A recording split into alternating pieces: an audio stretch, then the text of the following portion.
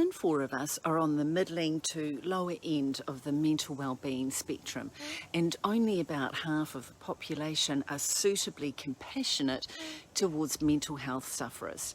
And whilst New Zealand's mental wellbeing statistics are generally not terrible, there is room for improvement. So how is this relevant in our workplaces?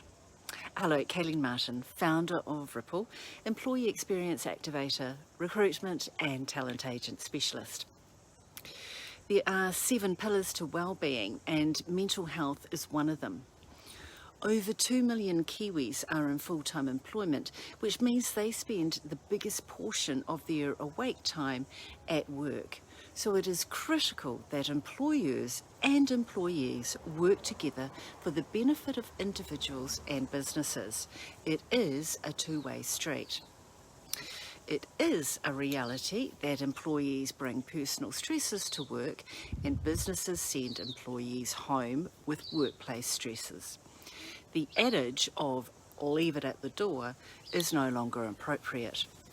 It implies we should pretend everything is simply fine.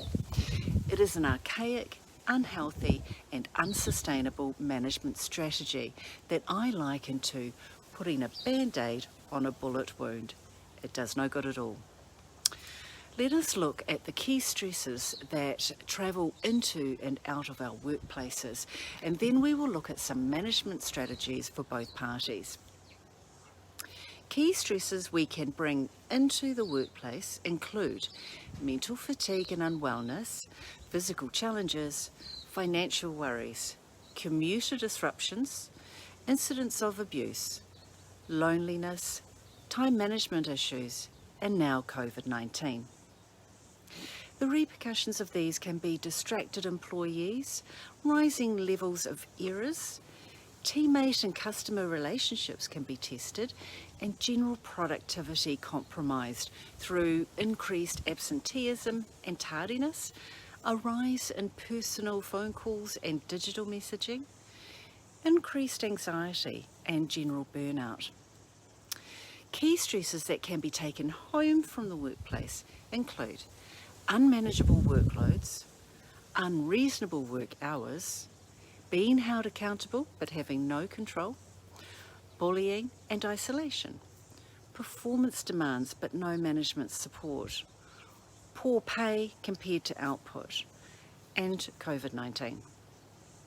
The repercussions of these can be frayed personal relationships, physical unwellness, breakdowns, disengagement from activities, unhealthy rumination, and suicide. Here are some steps that both parties can take to mitigate the negative outcomes of these stresses. So firstly, implement a mental wellbeing policy. New Zealand businesses are legally obligated to manage employee risks to mental wellbeing, including discrimination. Number 2, employers need to practice their mental wellbeing policy and maintain an open door policy with a willingness to be challenged, because employees need to feel safe about talking to management about workplace and private concerns. Thirdly, employees also have an obligation to comply with the company's mental wellbeing policy.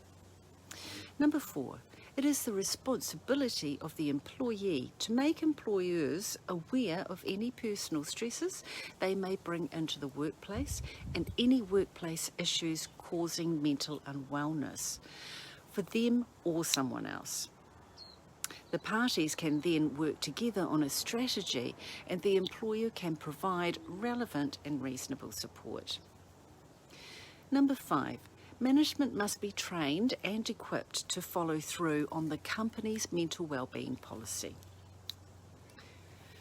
Mental wellbeing can be a sensitive and sometimes emotionally charged topic. So if you want advice or help, please reach out to us at ripple.net.nz. Thank you for watching. Bye for now and stay safe.